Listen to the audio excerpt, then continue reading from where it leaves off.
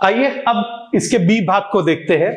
हीरा limited ने Perl limited से, हीरा limited एक कंपनी है, पर्ल लिमिटेड भी एक कंपनी है, तो हीरा लिमिटेड ने क्या किया है, पर्ल लिमिटेड से 18 लाख रुपए की मशीनरी का क्रय किया, मशीनरी खरीदी है, जिसका भुगतान 3 लाख रुपए का तो एक प्रतिज्ञा पत्र तैयार करके, 3 लाख रुपए का प्रतिज्ञा पत्र जो होता है वो प्रोमिसरी नोट, वो बिल्स पेएबल, बिल्स रिसीवेबल, जो आप देय बिल और प्राप्य बिल बोलते हैं वो है, तथा शेष राशि जो थी, तथा शेष जो था वो 100 रुपए प्रत्येक के 9% ऋण पत्रों को 20% प्रीमियम पर निर्गमित करके किया गया।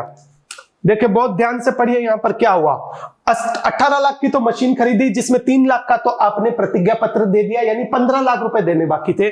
उन 15 लाख का क्या किया, 100 रुपए का एक ऋण पत्र आपने काउंट किया, 9% जो होती वो ब्याज दर होती है, तो 9% ऋण पत्र थे, उसको 20% प्रीमियम पर, 20% प्रीमियम पर आपने क्या किया है, एक तरीके से निर्गमित किया है, यानी 100 रुपए का ऋण पत्र, प्रीमियम का मतलब आपने ज्यादा पैसे चार्ज किए, 20% प्रीमियम, 100 रुपए का 20% कितना होता है, 20 रुपए होता है, यानी जो आपने निर्गमित किया वो कितने में किया, 120 रुपए का एक ऋण पत्र आपने निर्गमित किया है। उपरोक्त लेन देनों के लिए हीरा लिमिटेड की पुस्तकों में आवश्यक रोजनामचा प्रविष्टि दीजिए, यानी आपको जर्नल एंट्रीज पूछी हुई है।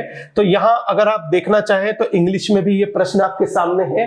Hero limited purchased plant and machinery for 18 lakh rupees from Pearl machines limited, payable 3 lakh by drawing a promissory note, वही प्रतिज्ञा पत्र आपका बिल्स पेएबल हो गया, and the balance by issue of 9% debentures of rupees 100 each at a premium of 20%, pass necessary journal entries in the books of Hero Limited for the above transactions। आपको journal प्रविष्टियां करने को बोला गया है, तो वो जर्नल प्रविष्टियां है आपके सामने अभी मैं कर रहा हूं इसकी। ये देखिए 18 लाख रुपए की मशीन खरीदी है, किसने खरीदी, हीरो लिमिटेड ने। तो यहाँ प्रविष्टियां जो मुझे करनी है वो हीरो लिमिटेड में करनी है सबसे पहली बात। तो आइए प्रविष्टि करने के लिए एक जर्नल का फॉर्मेट हमारे पास होना चाहिए। मैं यहाँ पर फॉर्मेट आपके सामने बना रहा हूं। तो ये आपका बी जो है वो बी भाग को हल कर रहा हूं मैं यहाँ पर। तो ये बी आपके सामने ये रहा, जो बी भाग है, यहां पर मैं जर्नल बना रहा हूं, ये journal of hero limited, hero limited की जर्नल मैंने बनाई है। तो जर्नल प्रविष्टि करने के लिए जर्नल का फॉर्मेट आपके सामने होना चाहिए। कि जर्नल का फॉर्मेट मैं बना रहा हूं और कुछ कैलकुलेशन भी करनी होगी, उस कैलकुलेशन को मैं बताऊंगा। डेट नहीं दे रखी तो डेट को खाली छोड़ देंगे हम। सबसे पहले मशीन खरीदी गई तो प्रविष्टि क्या होगी, मशीनरी अकाउंट डेबिट, क्योंकि संपत्ति खरीदते हैं तो संपत्ति को डेबिट करते हैं। और दूसरा, ये संपत्ति किससे खरीदी गई, पर्ल लिमिटेड से खरीदी गई, तो टू पर्ल लिमिटेड अकाउंट। कितने की खरीदी, 18 लाख रुपए की खरीदी। तो ये लीजिए 18 लाख रुपए, ये 18 लाख रुपए आपको क्या करने, दिखाने हैं। तो यहां पर आप नरेशन दिखा दीजिए, बीइंग मशीनरी परचेज्ड, और लिखना चाहे तो और लिख सकते हैं फ्रॉम पर्ल लिमिटेड, या बिंग मशीनरी परचेज्ड, ये भी ठीक है। इसके बाद में 3 लाख रुपए का तो हीरो लिमिटेड ने क्या कर दिया, पर्ल लिमिटेड को एक प्रतिज्ञा पत्र दे दिया। तो अपन दोनों की एंट्री अलग अलग कर लेते हैं। तो 3 लाख रुपए का जो प्रतिज्ञा पत्र दिया वो किसको दिया, पर्ल लिमिटेड को दिया। चूंकि हीरो लिमिटेड का दायित्व था कि 18 लाख रुपए पर्ल लिमिटेड को देने हैं, देखिए मैंने क्रेडिट किया, इसका मतलब ये दायित्व है। तो यहां अब मैं उसको भुगतान कर रहा हूं। तो ये देखिए Pearl limited account debit to bills payable, क्योंकि एक प्रतिज्ञा पत्र जो दिया गया वो पेएबल होगा।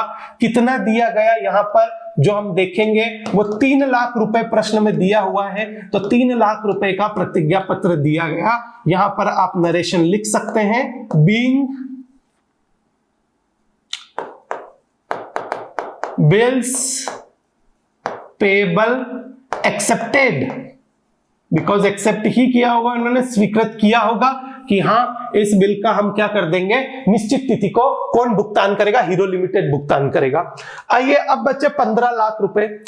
15 लाख रुपए जो बचे हुए हैं उसकी गणना कैसे करनी है मैं बताता हूं। आप देखिए कि सबसे पहले आपको निकालना पड़ेगा कि नंबर ऑफ डिबेंचर्स कितने थे। यहां निकाल रहा हूं मैं, देखिए नंबर ऑफ डिबेंचर्स कैसे निकालेंगे।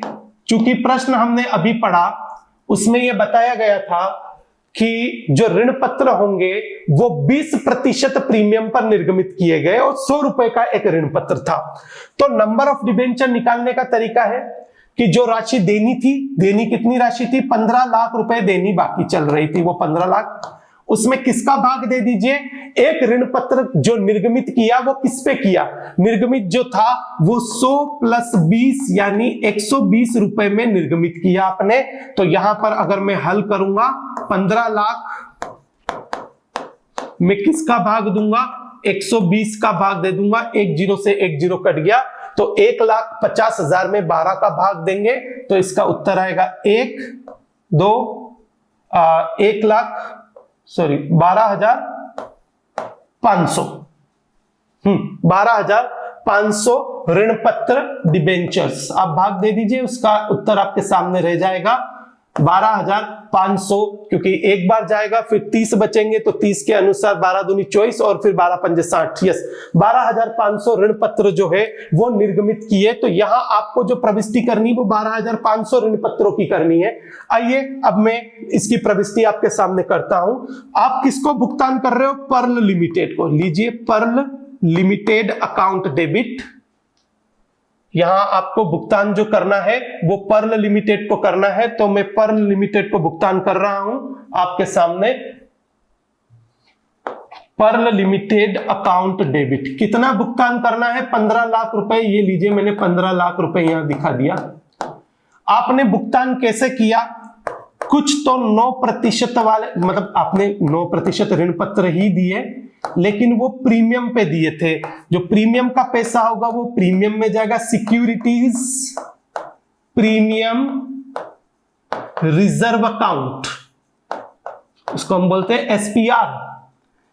तो आपके ऋण पत्र थे कितने, 12,500 ऋण पत्र थे, 100 रुपए का एक ऋण पत्र तो ऋण पत्र डिबेंचर्स में जाएगा और वही 12,500 ऋण पत्र और 20 रुपए आपने प्रीमियम, क्योंकि 20% प्रीमियम जो था वो 20 रुपए एक डिबेंचर पे था, एक ऋण पत्र पे था, तो 20 रुपए का आपने क्या किया, एक तरीके से प्रीमियम यहां पर आपने चार्ज किया है। तो यहां आप अगर इसको गुणा करेंगे 12,500 इंटू 100 करेंगे तो 12,50,000 रुपए के तो ऋण पत्र थे और 12,500 इंटू 20 करेंगे तो 2,50,000 रुपए आपका क्या आ जाएगा, प्रीमियम आ जाएगा। तो ये इस तरीके से दोनों का योग मिलाकर कितना हो गया, 15 लाख हो गया। तो यह नरेशन जो आप लिखेंगे वो होगा बीइंग डिबेंचर इश्यूड, ये डिबेंचर इश्यूड। और इसके बाद चूंकि ये प्रविष्टियां खत्म हो चुकी है तो आपको यहां पर क्या करना होगा, योग करना होगा, टोटल करना होगा।